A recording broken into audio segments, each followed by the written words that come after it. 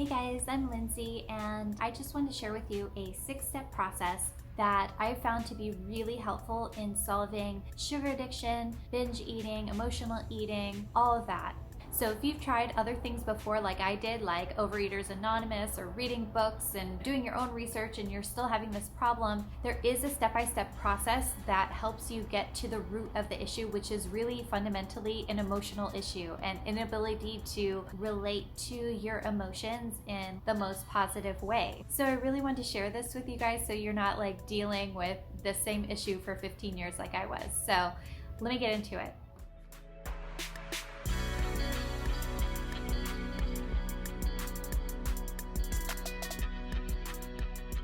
Okay, so step number 1, you have to go cold turkey. So if that's a sugar addiction, you have to make it a rule. You cannot eat sugar. That's it. Like, it has to be a rule. I'm sorry. There are so many feel-good sites out there and like people who want to tell you that moderation is healthy. And if you have a sugar addiction, especially, you can't moderate that. I don't know how many years I wasted by like wanting to believe that moderation would be possible for me, and it's just not. I hope that you don't waste 10 years trying to realize that it's not possible either. There's no nutritional benefit in sugar. It's actually quite toxic for your liver. It's not good for you. You don't need it. What you need to do is create an identity of, I am now a healthy person who does not eat sugar.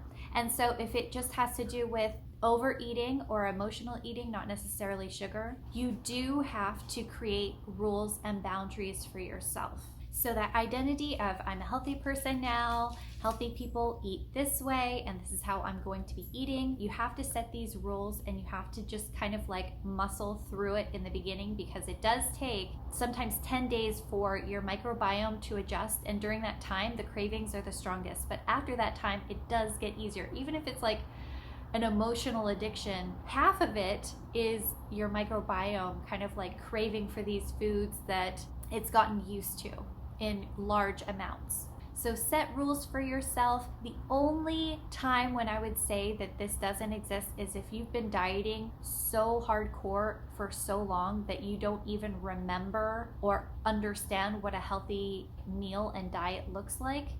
Then you probably should call a nutritionist. But you have to have rules, and you have to have boundaries for yourself and make it your identity. And do what you gotta do. If by creating these rules and boundaries, you realize that you have like an insanely tough inner critic, then that's great. That means that you've discovered that about yourself. Oh my gosh, I have a really tough inner critic that beats me up every time I break a rule or every time I fail. So then you know you have to work on your inner critic.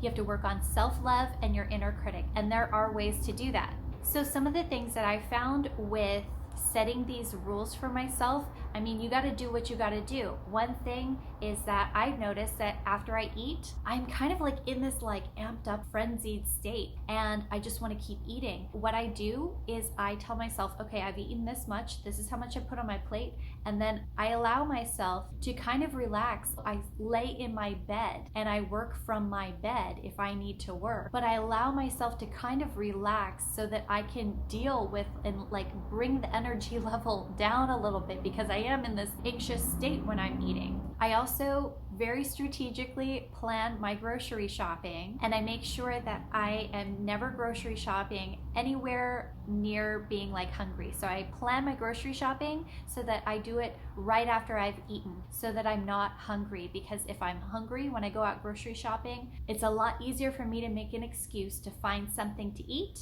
and then I will find something else to eat and then something else to eat because I'm out, and you know, the whole deal. I also bring food with me. I prepare my meals, and I always have a meal with me so that I don't get hungry when I'm out and about, because you know the thing, you stop somewhere, you stop at the grocery store, and then you eat way more than you intended. So that's the first step, is putting around rules and essentially going cold turkey on this problem.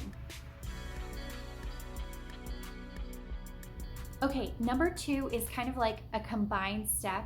It's you have to get in touch with your emotions, but the only way you can do that is if you're also not taking your thoughts too seriously. And I'm going to explain that in a second. If I'm craving sugar or food or something like that, there's usually an emotion there that I need to get in touch with and really feel. And if we've done any kind of work on this before, we know that that's part of the process. Like, yes, we have to feel our feelings, but who can do that in this like modern life where like there's so many demands, there's so many pressures, there's no time. This is very inconvenient. I can't just like take an hour and just like feel my feelings right now. And I don't even want to. Like, I just don't care. It's so strong. I give up and I don't care anymore. I have no desire to feel my feelings right now. I'm just gonna get rid of my feelings by eating. So if that's the case where like the feeling is so strong that you don't even want to get in touch with your emotions, like you just do not have that ability. I was definitely there at one point. It was when I was like the most stressed out. That's when I have the least capacity to feel my emotions. It's like a different part of my brain takes over, and I just don't even have the capacity to make that decision to sit there and feel my feelings for even 2 minutes before I go and eat something that I shouldn't be eating. For me, when that's the case, I am too wrapped up in my thoughts. I'm taking my thoughts too seriously. And I first learned about this concept when I was studying Buddhism in Asia. The Buddhist teacher that I was going to would always say, you take your thoughts too seriously. And I thought it was like a translational issue because it came through like Chinese, and I just didn't know what he meant. Like, what do you mean I take my thoughts too seriously? Like, what does that mean? How can I not take them seriously? They're my thoughts, you know? But really what it comes down to is like the ability to be present and recognizing your thoughts as kind of more of an objective thing and not getting too wrapped up in them, taking a step back. And meditation really helps with that. There are, several different types of meditation. One is kind of like a more focused meditation that you have to do when you're first starting meditation. Then you kind of move to like a meditation where you can just watch your thoughts move by and not engage. And this is the kind of meditation that's going to help in this case is like disidentifying from the mind and seeing your thoughts as just like, this is your mind here. Oh, there's a thought, there's a thought, there's a thought. And, it's going to try to like come grab you, right? And you're like, no, I'm okay. I'm good down here. And I don't know if that's like a good way of explaining it. It's hard to describe like these concepts unless like you're there. It's hard to, describe the mind. But there is this video by a spiritual teacher named Muji, and he's like kind of more of an Eastern philosophical Buddhism kind of teacher. He's very good at talking about disidentifying from the mind and not getting wrapped up in your thoughts. But this particular video is so good. Like, I will even listen to this when I feel myself getting overwhelmed, and when I'm overwhelmed with life and I have too much going on and I get irritated and like things like that. This is a good video to kind of like remind you to be present and not engage with the thoughts. So that's the first thing that needs to happen in order for you to connect to your emotions, because if you're too in here, you're not going to want to or be able to connect with your emotions, which reside down here. So there's not taking your thoughts seriously, and then there's also getting in touch with your emotions. I have a video on somatic meditation, which is something that you can do. It's like an additional type of meditation where you are specifically going into your body and grounding and exploring what your energy and your emotions feel like so that you can get in touch with them.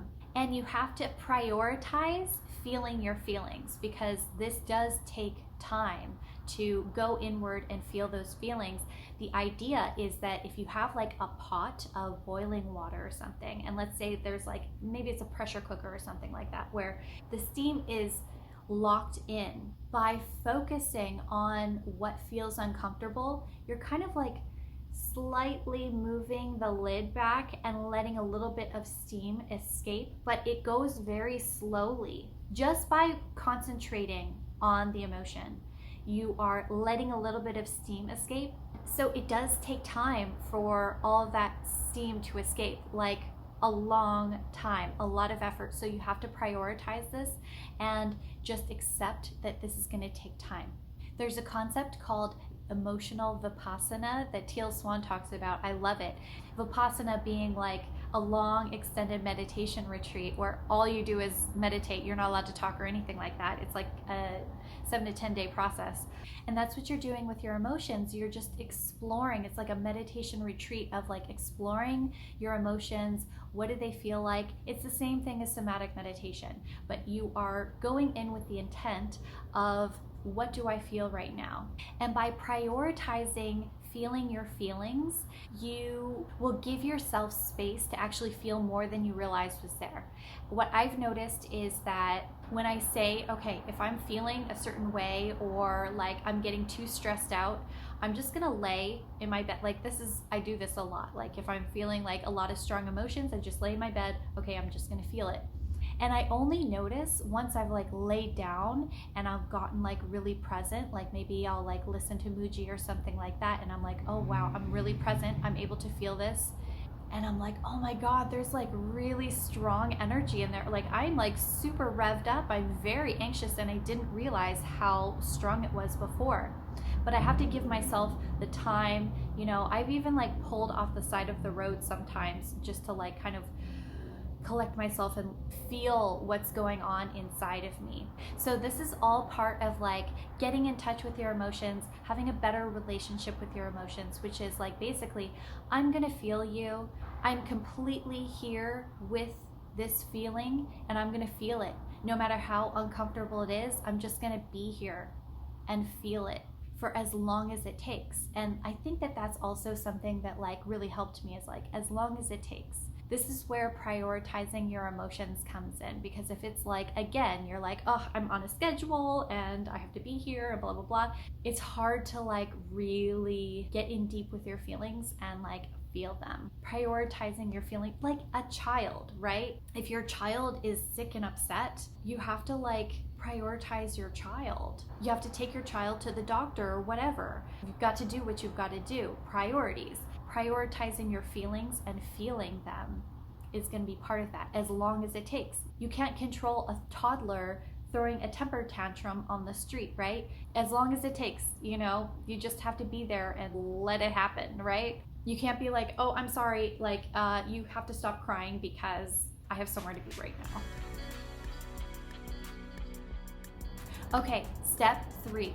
Once you've gotten in touch with your feelings, then that gives you the opportunity to start trying to understand why you're feeling this way, because it's valid. Like there is a reason that you're feeling this, and you have to start to understand what those reasons are. So if you're not already in therapy, and here's the thing too, like I've been in therapy for, I can't even remember, at least 20 years.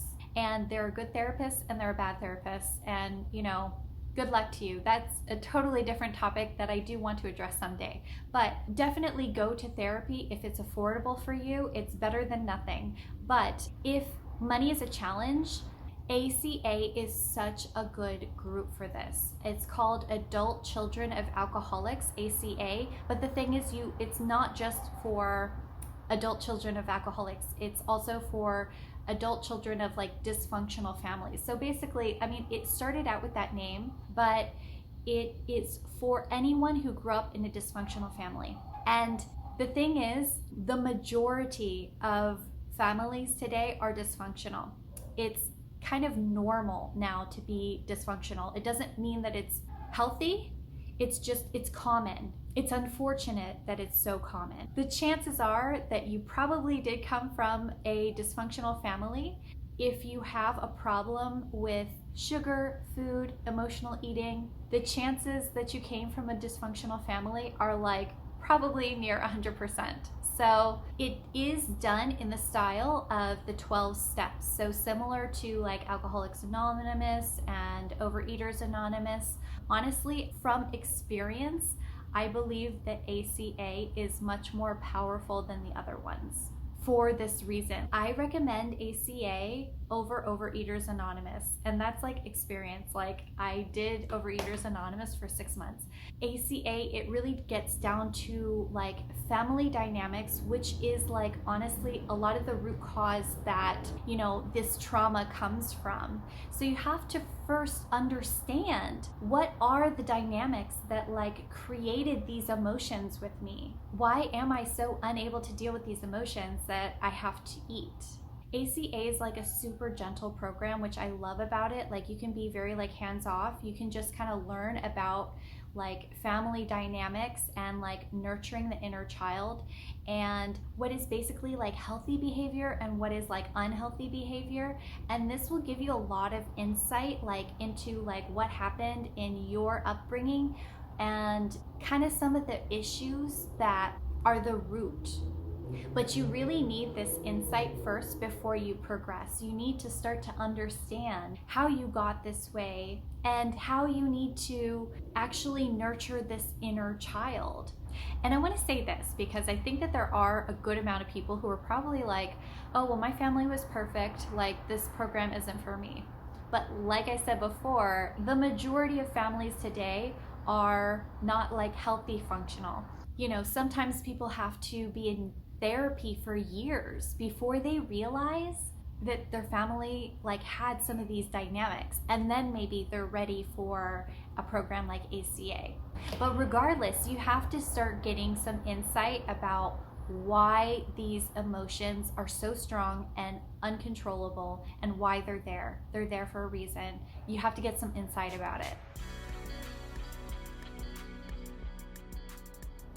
Okay, number 4 is meeting your own needs. This is going to make sense also if you do a program like ACA, because it's really about like meeting the needs of yourself and your inner child, finding boundaries. So really like taking care of yourself. What I found, honestly, like in doing like Overeaters Anonymous, I met a lot of people with this problem. I can say that it's like almost universal that they do not have a good sense of their own needs and their responsibility to meet their own needs. Some of them don't know what their needs are, and some of them feel like they can't. They're too overwhelmed to, or whatever. If you can't meet these needs yourself, you have to find some resources outside of yourself, which is very often the case, to meet your needs. It's about your inner child. Like, pretend that like there's a child inside of you and that child is having all these emotions. Like, you have to take care of this child. If you can't give this child what it needs, you have to find somebody else who can. And this is going to take some work, but you can't give up on your child. So finding out what those needs are is going to come from that insight in step 3, where you're understanding where this is all coming from. Recognizing also like, okay, do I need to rest right now? Okay, meet my needs. I have to rest. Do I need some support right now? Yeah, I do. It's okay to ask for support. That kind of thing. Because like I said, a lot of people in this program, and you learn this in ACA, feeling like, oh, I don't deserve it, or like I'm asking for too much. I can't possibly ask for other people. I have to take care of myself. This is all contributes to the problem, and it needs to be sorted out. And so that's why I really recommend this program. But meeting your needs, like your own needs, and taking care of yourself is going to be very important, and you're going to respond to it. It's going to alleviate some of the stress that you're putting yourself under, which is causing you to eat in the first place. This is a really big one. Meet your needs. And the last step, number 5, is doing your trauma healing. All of this is coming from a very valid place. A lot of it is coming from traumas in the past. You know, trauma is a very common thing.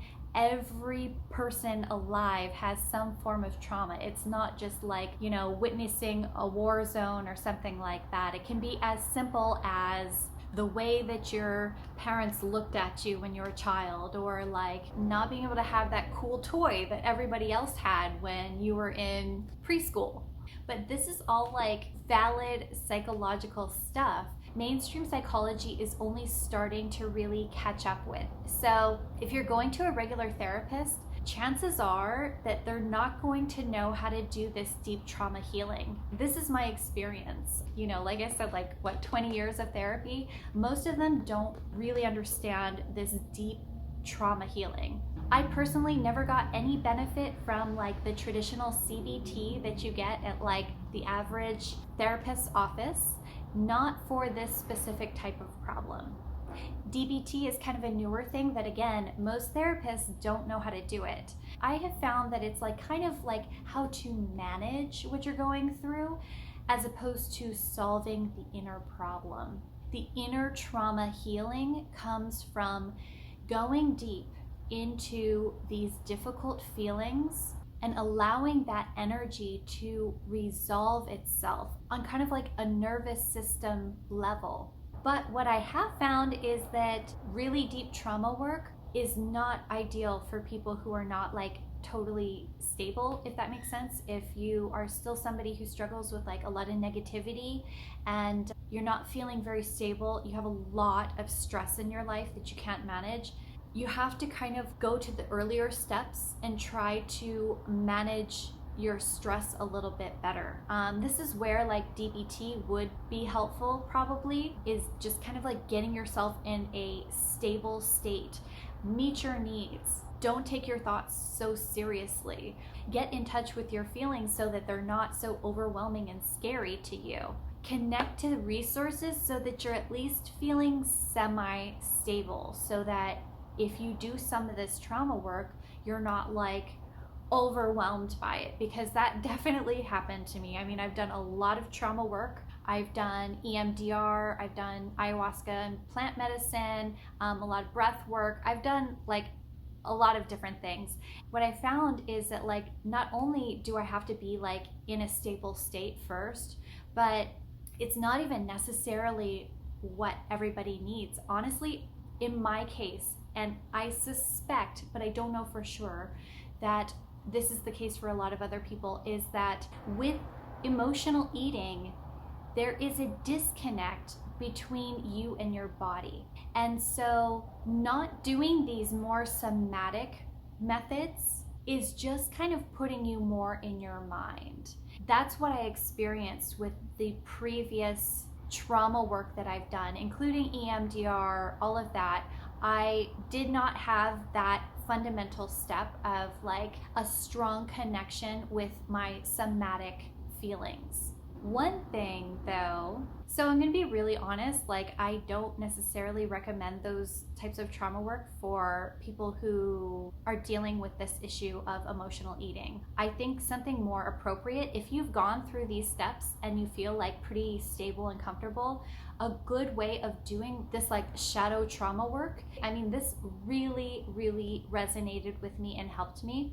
It's called The Completion Process, and it's outlined in a book by Teal Swan, and I will link this below. But the thing is that it does take a lot of insight to be able to do this work, because it's inner child mixed with shadow work mixed with somatic. So if you don't have the insight from ACA or a lot of therapy, then you're not going to really know what to do in this situation, because it's doing a lot of visualization as well as connecting somatically to your emotions. But I will also say that if you again, if you're not already stable, diving deep into these emotions and these past traumas, it's going to be too much. So you have to have stability and some support around you before you kind of are able to do this stuff. But the reason for all of this is that you have to go in and do your trauma work to excavate this problem, because it's going to keep coming up. You can do all the things that you need to do to lower your stress and create all these workarounds so that you're not tempted or whatever, but there is a trigger down inside that keeps playing this pattern out, and it's your inner self kind of begging you to explore what happened, or how you perceive it or how you remember it, and reorganize that in your mind and connect it to your body emotions that will create a new pattern for yourself moving forward. So that is the 5-step process. This is something that I have found to be very true in my own life. I hope that this resonates with you. If you have any questions, please comment or let me know, and I'd be happy to explain kind of further. But yeah, let me know what you think, and if you like this video and you want more of it, please subscribe. Thanks for watching and good luck to you. See you.